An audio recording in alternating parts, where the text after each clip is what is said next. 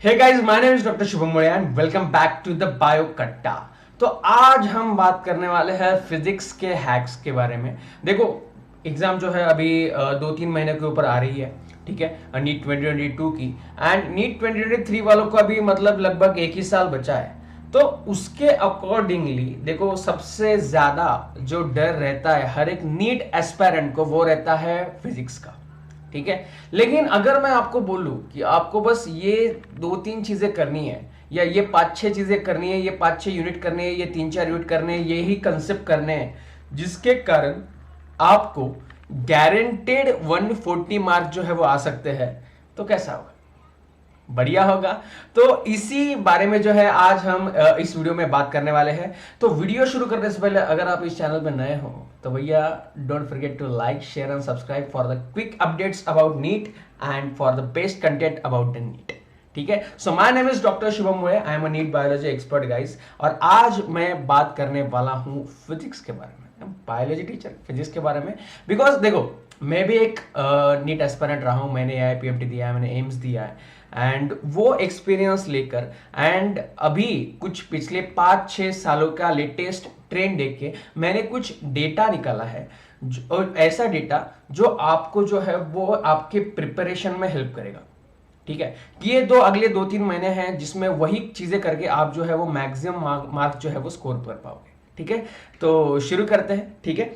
सो देखो, सबसे ज्यादा जो डर रहता है हर एक नीट एस्पिरेंट के मन में कि न्यूमेरिकल्स, ठीक है, न्यूमेरिकल ज्यादा होते हैं, हम न्यूमेरिकल सॉल्व नहीं कर पाते हैं, या हमको जो है वो न्यूमेरिकल जो है वो नहीं जमते हैं, डर लगता है, ठीक है। लेकिन गाइस देखो, न्यूमेरिकल्स की अगर बात की जाए, ठीक है, सो 45 क्वेश्चंस में से लगभग अगर हम बात करें, ठीक है, तो यहाँ पे 2016 में आप देखोगे, ठीक है, 2016 में आप लगभग देखोगे तो आपको यहाँ पे दिखेगा 2016 में यहाँ पे नंबर ऑफ थ्योरी क्वेश्चन देखो 24 है।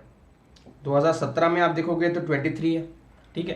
तो वही आप 2018, 19, 20 में देखोगे तो 21, 27, 22 ये थ्योरी क्वेश्चन है, मतलब सिंपल फॉर्मूला बेस्ड क्वेश्चन है, जो करके आप इजीली जो है वो मैक्सिमम मार्क जो है वो स्कोर करते हो। मतलब यहाँ पे देखो ना, आप यहाँ पे आप 2021 की भी बात करो, लगभग 24 से लेके अगर मैं एक्स्ट्रा क्वेश्चंस भी वो लास्ट 10 वाले पकड़ू तो लगभग 28-30 के आसपास जो है MCQ आता है। मतलब अगर आप फॉर्मूले भी अच्छे तरीके से करो, आपकी कंसेप्ट जो है अगर बहुत ही अच्छे से क्लियर है, तो मुझे लगता है आप आराम से जो है वो 120 प्लस मार्क जो है यहाँ पे सिर्फ थ्योरी क्वेश्चंस करके जो है वो कर लोगे। एंड जो भी न्यूमेरिकल होते हैं वो भी इतने हार्ड नहीं होते हैं, ठीक है। अगर आपका कंसेप्ट क्लियर है तो वो न्यूमेरिकल बेस भी जो है आप आराम से सॉल्व कर सकते हो, ठीक है। तो ये हो गए थ्योरी क्वेश्चन। तो मन में से ये डर निकाल डालो कि सारे न्यूमेरिकल आते हैं और तुमको कोई भी न्यूमेरिकल नहीं आता है इसलिए फिजिक्स हट जाता है, तो नहीं बेटा, फॉर्मूला के ऊपर भी फोकस करोगे और कंसेप्ट के ऊपर भी फोकस करोगे ना, तो आराम से आपको 100 के ऊपर जो है मार्क्स आने चाहिए, ठीक है। 120 के अराउंड जो है आपको मार्क्स आने चाहिए। नीट 2022 में भी आपको लगभग 25 से लेके 28 तक जो है वो आपको यहाँ पे जो है वो देखने को मिलेगी, ठीक है, थ्योरी MCQs। तो उसके अकॉर्डिंगली भी जो है आपको प्रिपेयर करना है, ठीक है। सेकंड चीज अगर मैं बोलूँ आपको, ठीक है, तो मैंने यहाँ पे कुछ डेटा निकाला है कि इंपॉर्टेंट चैप्टर्स और important units for the physics, जिसमें से सबसे ज्यादा जो है वो क्वेश्चंस पूछे जाते हैं हर साल, ठीक है। हर साल का डेटा निकाला है। लगभग मैं आपको बोल दूं, ठीक है, अगर आप मॉडर्न फिजिक्स का यूनिट ले लोगे, ठीक है गाइस, मॉडर्न फिजिक्स का अगर आप यूनिट ले लोगे तो आपको यहाँ पे दिखेगा हर साल मॉडर्न फिजिक्स में से 5 क्वेश्चन जो है वो पूछे जाता है, ठीक है। और कौन कौन से टॉपिक्स होते हैं मोस्टली आप यहाँ पे देखोगे, तो यहाँ पे फोटो इलेक्ट्रिक इफेक्ट आपको दिखेगा, ठीक है, आपको बोर्स मॉडल का यहाँ पे दिखेगा, आपको जो है डी ब्रॉगलीज वेव दिखेगा, यहाँ पे रेडियो एक्टिविटी दिखेगा। इन सब के ऊपर जो है वो हर साल मतलब जो है वो मैक्सिमम MCQ जो है वो मॉडर्न फिजिक्स से जो है आपको देखने को मिलते हैं, ठीक है।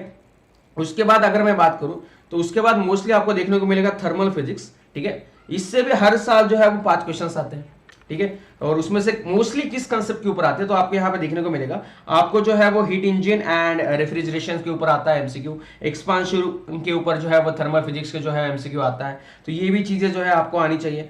नेक्स्ट में अगर आपको बात करूं, ठीक है, फिर उसके बाद आता है ऑप्टिक्स। ऑप्टिक्स में से भी 5 यहाँ पे जो है वो हर साल क्वेश्चंस आते हैं। उसमें से YDSC, टेलीस्कोप एंड प्रिज्म से जो है वो मोस्टली MCQs होते हैं, ठीक है। उसके बाद electric current SHM and waves, and then उसके बाद आप देखोगे सेमीकंडक्टर्स, ठीक है, एंड ठीक है। तो इन तीनों में से 3-3 क्वेश्चन जो है हर साल पूछे जाते हैं। इलेक्ट्रिक करंट में इंपॉर्टेंट क्या है, तो आपको रेजिस्टेंस फार्मूला के ऊपर, ठीक है, जो सर्किट वाले डायग्राम्स होते हैं उसके ऊपर जो है वो सबसे ज्यादा मोस्टली एमसीक्यूज पूछे जाते हैं। एंड देन एसएचएम वेव की बात करो तो यहाँ पे ऑर्गन पाइप, डॉपलर इफेक्ट के ऊपर मोस्टली एमसीक्यूज होता है, हर साल आता है, हर साल।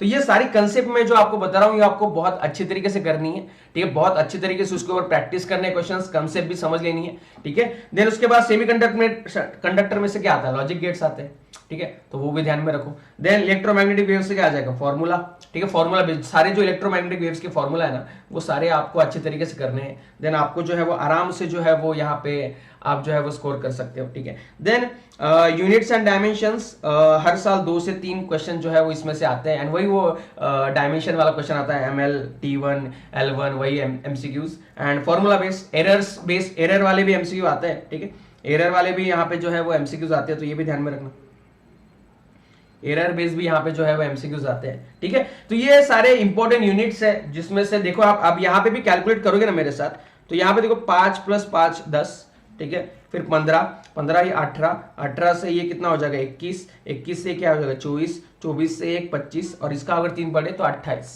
ठीक है।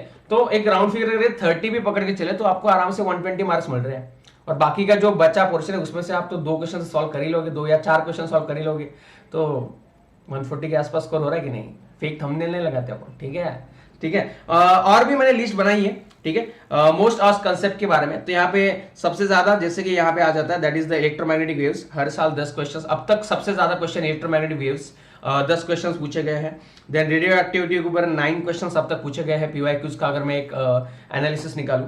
टेलीस्कोप एंड प्रिज्म्स के ऊपर भी 20+ MCQs पूछे गए गाइस, 20+, ध्यान में रखना कितना इंपॉर्टेंट है, ठीक है।